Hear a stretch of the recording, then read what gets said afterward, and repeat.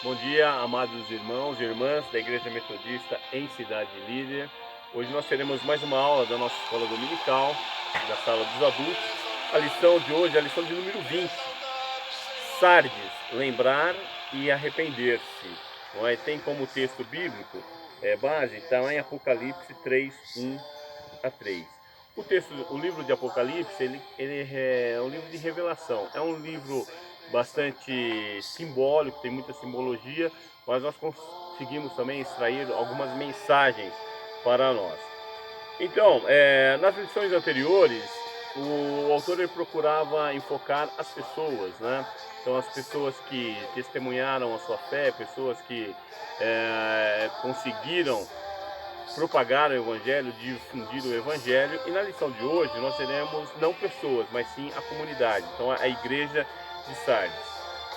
Nesse capítulo 3, né, então no texto que nós temos como referência, ele tem um destinatário, que é o anjo, o anjo da igreja, a nossa líder, né, a pastora Célia. Tem um remetente, que é o próprio Jesus, e que ele fala logo no início: conheço as suas obras. Então ele já especifica, já demonstra ali tanto os pontos negativos como os pontos positivos também daquela comunidade.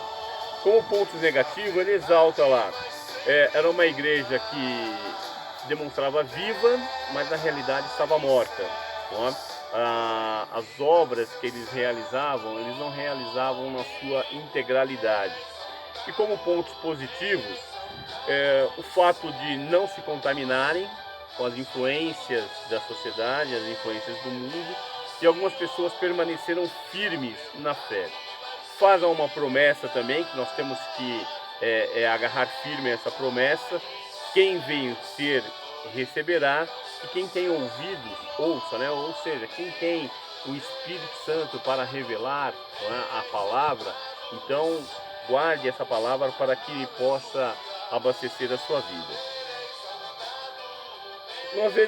Nós vemos, né, o autor ele nos traz a trajetória das igrejas. Então Sardes era uma igreja que vivia no saudosismo, não é? Então esse saudosismo aí decorre do fato deles terem sido destruídos, né, por um terremoto, e foram reconstruídos posteriormente sobre o governo do poder do imperador Tibério. E o fato dele ter reconstruído a cidade, né, isso propiciou que ele fosse idolatrado. E a cidade acabou idolatrando a Tibério, e a comunidade permitiu que isso também infiltrasse na igreja.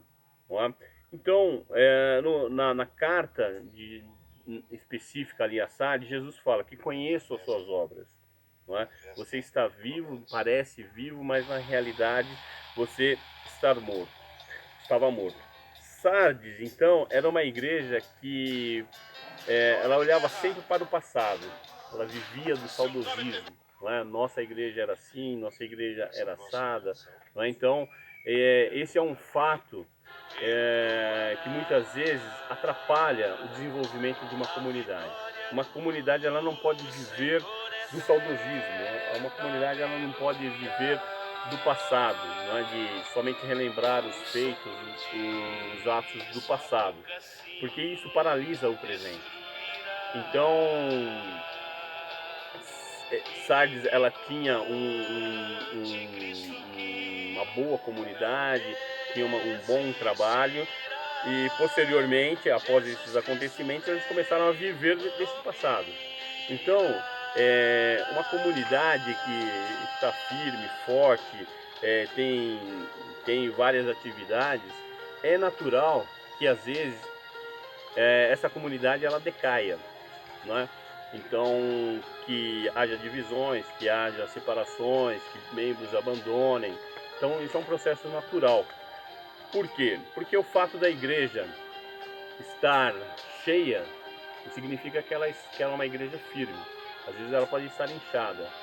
E o grande número de pessoas, o grande número de membros presentes na igreja, isso pode desenvolver na comunidade um certo orgulho. uma certa soberba. E é essa soberba, esse orgulho que leva muitas vezes a uma comunidade que aparentemente está forte a uma divisão. Então é necessário que se tenha muito cuidado com isso para que não permita-se que o orgulho, que a soberba, ela cresça, se desenvolva e com esse desenvolvimento venha a queda daquela comunidade. E depois com a queda, não é? As pessoas às vezes que permanecem, as pessoas que realmente continuam firmes ali, elas não podem mais viver desse saudosismo. Ah, porque no meu tempo era assim, porque no meu tempo era assado, porque quando essa igreja estava lotada, acontecia isso, acontecia aquilo. Não, senão você acaba paralisando a atividade da igreja. Então você tem que encabeçar novos projetos, novos sonhos, novas ações para que ela possa se desenvolver novamente, não é? Então a igreja de Sardes ela foi reprovada por Jesus, porque ele conhecia, não é? Os trabalhos, as atividades. Ele fala, vocês não fazem as suas obras como poderiam. Ou seja, não havia um 100% de entrega ao Espírito Santo. Então eles faziam somente uma parte daquilo que eles poderiam e Jesus ele conhece isso. E isso demonstrava a fragilidade da comunidade de Sardes. Como foi dito, eles viviam desse saudosismo, não é? Então o saudosismo ele paralisava a comunidade e essa quebra, essa ruptura da igreja foi em razão da soberba, não é? E do orgulho e tudo mais. Então essas coisas levam ao esfriamento da igreja.